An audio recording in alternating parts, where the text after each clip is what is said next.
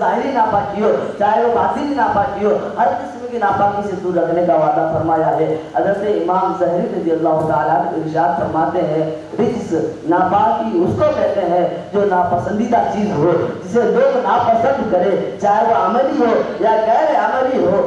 تو آیت کریمہ کا مطلب یہ ہوا کہ اللہ تعالیٰ نے اہل بیت سے ہر طرح کی ناپاک چیزوں سے دور فرما دیا ہے۔ ارے وہ تو نور والے ہیں، ان کا گھرانہ بھی نور والا ہے۔ اعلیٰ حضرت فرماتے ہیں نا تیری نسل پاک میں ہے بچہ بچہ نور کا، تو ہے اہل نور تیرا سب گھرانہ نور کا، تو ہے اہل نور تیرا سب گھرانہ نور کا۔ ہمیں اہل بیت سے محبت کرنا چاہیے، اہل بیت سے دشمنی نہیں کرنا چاہیے۔ جو اہل بیت سے محبت کرے گا وہ رسول اللہ صلی اللہ علیہ وسلم کا پیارا ہوگا، جو اہل بیت سے محبت کرے گا وہ اہل کرام کا دوست ہوگا، جو اہل بیت سے دشمنی کرے گا وہ اللہ کے غضب کا شکار ہوگا، جو اہل بیت سے دشمنی کرے گا اس سے رسول اللہ صلی اللہ علیہ وسلم ناراض ہوں گے۔ آئیے اسی ضمن میں ایک حدیث پاک پیش کرتا چلوں۔ حضرت عبداللہ ابن عباس رضی اللہ تعالیٰ عنہ سے روایت ہے کہ رسول اللہ صلی اللہ علیہ وسلم نے ارشاد فرمایا کوئی شخص کعبۃ اللہ کا حج کر لے اور مقام ابراہیم کے پاس چلا جائے،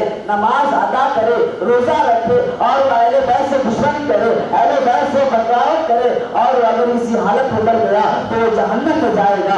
اللہ اکبر۔ ہمیں اہل بیت سے محبت کرنا چاہیے، دشمنی نہیں کرنا چاہیے۔ حضرت عبداللہ ابن مسعود رضی اللہ تعالیٰ عنہ ارشاد فرماتے ہیں جو خاندان رسول اہل بیت سے ایک دن محبت کرے گا اسے ایک سال عبادت کرنے سے زیادہ ثواب ملے گا۔ پھر کیوں نہ ہم اہل بیت سے محبت کریں، ہمیں اہل بیت سے محبت کرنا چاہیے۔ اہل بیت سے محبت کے بارے میں صحابہ کرام سے پوچھیے، اہل بیت کی عظمت کے بارے میں صحابہ کرام سے پوچھیے، اہل بیت کی عظمت کے بارے میں صدیق اکبر سے پوچھیے۔ منقول ہے کہ حضرت سیدنا صدیق اکبر رضی اللہ تعالیٰ عنہ فرماتے ہیں کہ مجھے اہل بیت کی خدمت کرنا میرے قریبی رشتہ داروں کی صلہ رحمی کرنے سے زیادہ بہتر ہے، میرے قریبی رشتہ داروں کی صلہ رحمی کرنے سے زیادہ پسند ہے۔ ہمیں اہل بیت سے محبت کرنا چاہیے۔ وہ گھرانہ تو نور والا ہے، شاعر کہتا ہے نا ان کے گھر بغیر اجازت جبرائیل آتے نہیں، ان کے گھر بغیر اجازت جبرائیل آتے نہیں۔ قدر والے جانتے ہیں عزت و شان اہل بیت، قدر والے جانتے ہیں عزت و شان اہل بیت کی۔ ہمیں سیدوں سے بغض نہیں رکھنا چاہیے۔ آئیے ایک واقعہ پیش کرتا چلو۔ حضرت ابو محمد فاسی رحمۃ اللہ تعالیٰ علیہ فرماتے ہیں میں بعض سیدوں سے بغض رکھتا تھا اس لیے کہ مجھے معلوم تھا کہ وہ سنت کو ترک کر دیتے ہیں، سنت کو چھوڑ دیتے ہیں، سنت پر عمل نہیں کرتے ہیں، میں اسی وجہ سے ان سے بغض رکھتا تھا۔ ایک دن اتفاق سے مسجد نبوی میں روضہ مبارکہ کے سامنے سو گیا، آنکھ لگ گئی لیکن میری قسمت کا ستارہ چمک گیا۔ خواب میں حضور صلی اللہ علیہ وسلم تشریف لائے اور میرا نام لے کر ارشاد فرمانے لگے میں کیا بات ہے، میں دیکھتا ہوں کہ تم میری اولاد سے بغض رکھتے ہو، تم میری اولاد کو ناپسند کرتے ہو۔ حضرت ابو محمد فاسی رحمۃ اللہ تعالیٰ علیہ عرض کرتے ہیں یا رسول اللہ صلی اللہ علیہ وآلہ وسلم میں اس لیے ناپسند کرتا ہوں کہ وہ سنت کو ترک کر دیتے ہیں، وہ سنت پر عمل نہیں کرتے ہیں، وہ سنت کے خلاف کام کرتے ہیں۔ میں انہیں ناپسند نہیں کرتا بلکہ وہ جو کام کرتے ہیں میں انہیں ناپسند کرتا ہوں۔ تو حضور صلی اللہ علیہ وسلم نے ارشاد فرمایا کیا تمہیں یہ فقہ کا مسئلہ معلوم نہیں کہ نافرمان اولاد نسبت سے منقطع نہیں ہوتی، نسبت سے الگ نہیں ہوتی؟ حضرت ابو محمد فاسی رحمۃ اللہ تعالیٰ علیہ فرماتے ہیں جب میں نیند سے بیدار ہو گیا تو میرے دل میں جو ان کا بغض تھا وہ دور ہو گیا تھا، میرے دل میں ان کی محبت کا چراغ روشن ہو گیا تھا۔ ہمیں اہل بیت سے دل و جان سے محبت کرنا چاہیے۔ ایک حدیث پاک پیش کرتا چلوں۔ حضرت امام راضی رحمۃ اللہ تعالیٰ علیہ تفسیر اشارت سے ایک حدیث پاک نقل کرتے ہیں کہ رسول اللہ صلی اللہ تعالیٰ علیہ وآلہ وسلم نے ارشاد فرمایا من مات علی حب آل محمد مات شہیدا، جو اہل بیت کی محبت میں فوت ہو گیا، جو اہل بیت کی محبت میں فوت ہو گیا وہ شہادت کی موت پائی۔ جو اہل بیت کی محبت میں فوت ہو گیا اسے حضرت جبرائیل علیہ السلام اور حضرت ملکی نجی جنت کی بشارت دیتے ہوئے ارشاد فرماتے ہیں جو اہل بیت کی محبت میں فوت ہو گیا اسے جنت میں ایسی عزت و شان کے ساتھ لے جایا جائے گا جس طرح دلہن کو دلہے کے گھر لے جایا جاتا ہے۔ ہمیں کیوں نہ اہل بیت سے محبت کرے؟ ارے جو اہل بیت سے محبت کرے گا اسے جنت کی بشارت دی جا رہی ہے، تو ہمیں بھی چاہیے کہ اہل بیت سے محبت کرے۔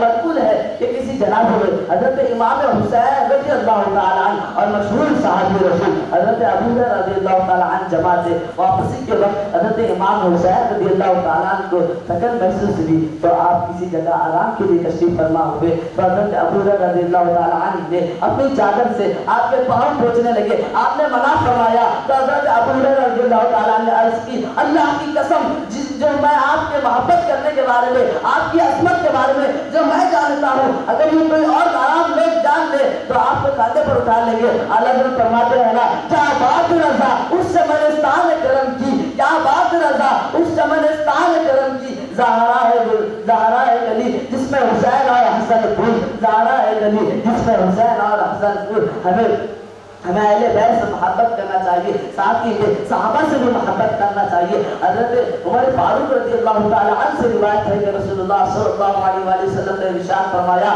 اصحابی کالنجوم فبأیہم اقتدیتم اہتدیتم، یعنی میرے صحابہ ستاروں کے مانند ہیں، ان میں سے جس نے ان کی پیروی کی ہدایت پا جاؤ گے، کامیاب ہو جاؤ گے۔ ہمیں اہل بیت سے محبت کرنا چاہیے لیکن بغض نہیں رکھنا چاہیے۔ اہل بیت کے ہمیں صحابہ سے محبت کرنا چاہیے، ان کے بارے میں برا بلا نہیں کہنا چاہیے۔ اور ایک حدیث پاک سنیے، حضور صلی اللہ علیہ وآلہ وسلم ارشاد فرماتے ہیں جو میرے اصحاب کے متعلق بری بات کہے گا وہ میرے راستے سے ہٹ گیا اور اس کا ٹھکانہ آگ ہے۔ اللہ اکبر۔ ہمیں صحابہ سے محبت بھی کرنا چاہیے۔ پیارے پیارے اسلامی بھائیوں، صحابہ کرام کی شان میں گستاخی کرنے اور ان کے خلاف بری بات کرنے والا بڑا بدبخت ہے۔ ارے صحابہ کی وہ شان ہے جو کہ زمانے کا قطب ولی ان کے مرتبے کو نہیں پہنچ سکتا۔ صحابہ کرام کی وہ شان ہے، ایسی بے مثال شان ہے کہ ان کے مقام و مرتبے تک کوئی نہیں پہنچ سکتا۔ ارے وہ یہ مبارک ہستیاں ہیں جنہوں نے سب سے پہلے اسلام قبول کیا، یہ وہ مبارک ہستیاں ہیں جنہوں نے سب سے پہلے حضور صلی اللہ علیہ وسلم کی دعوت پر لبیک کہا، یہ وہ مبارک ہستیاں ہیں جن کے اوصاف حمیدہ خود رب کائنات قرآن پاک میں ارشاد فرماتا ہے، یہ وہ مبارک ہستیاں ہیں جن کی کوششوں سے پرچم اسلام ساری دنیا میں بلند ہو گیا، یہ وہ مبارک ہستیاں ہیں جو اسلام کے ابتدائی مشکل ماحول میں بھوک پیاس برداشت کر پیٹ پر پتھر باندھ کر قریبی رشتہ داروں سے دشمنیاں مول لے کر اور ان سے جنگ لڑ کر پرچم اسلام کو بلند رکھا۔ یہ وہ مبارک ہستیاں ہیں جن کا ذکر قرآن پاک میں اللہ تبارک و تعالیٰ ارشاد فرماتا ہے رضی اللہ عنہم ورضوا عنہ وأعد لهم جنات تجری تحتها الأنهار خالدین فیہا ابدا وذلک الفوز العظیم۔ یعنی اللہ ان سے راضی ہے، وہ اللہ سے راضی ہے اور ان کے لیے تیار کر رکھے ہیں بعض جن کے نیچے نہریں بہتی ہے اور وہ ہمیشہ ہمیشہ اس میں رہیں گے، اور یہی بڑی کامیابی ہے۔ شاعر کہتا ہے نا، صحابہ ہے تاجدار رسالت کے لشکر، رسول خدا تاجدار صحابہ، انہی میں ہے فاروق و صدیق، انہی میں ہے صدیق و فاروق و عثمان، انہی میں ہے علی شہ سوار صحابہ۔ پس مرگ اے آزمی یہ دعا ہے، بنو میں دوبارے مزار صحابہ، بنو میں دوبارے مزار صحابہ۔ ہمیں صحابہ کرام اور اہل بیت سے محبت کرنا چاہیے۔ آقا جنت کی بشارت مل رہی ہے، اہل بیت سے محبت کرنے پر جنت کی بشارت مل رہی ہے، ہم کیوں نہ اہل بیت سے محبت کریں؟ ہمیں اہل بیت سے محبت کرنا چاہیے۔ اعلیٰ حضرت فرماتے ہیں نا، اہل سنت کا ہے بیڑا پار اصحاب حضور، اہل سنت کا ہے بیڑا پار اصحاب حضور، نظم ہے اور نام ہے عبرت رسول اللہ کی۔ ہمیں اہل سنت اور ہمیں اہل بیت اور صحابہ کرام سے پیار ہے، انشاءاللہ اپنا بیڑا پار ہے۔ صلی اللہ الحبیب صلی اللہ تعالیٰ علیہ محمد صلی اللہ علیہ۔ میرے بولنے میں کچھ غلطی بھی تو میں اسے توبہ کرتا ہوں۔ لا الہ الا اللہ محمد رسول اللہ صلی اللہ علیہ وسلم۔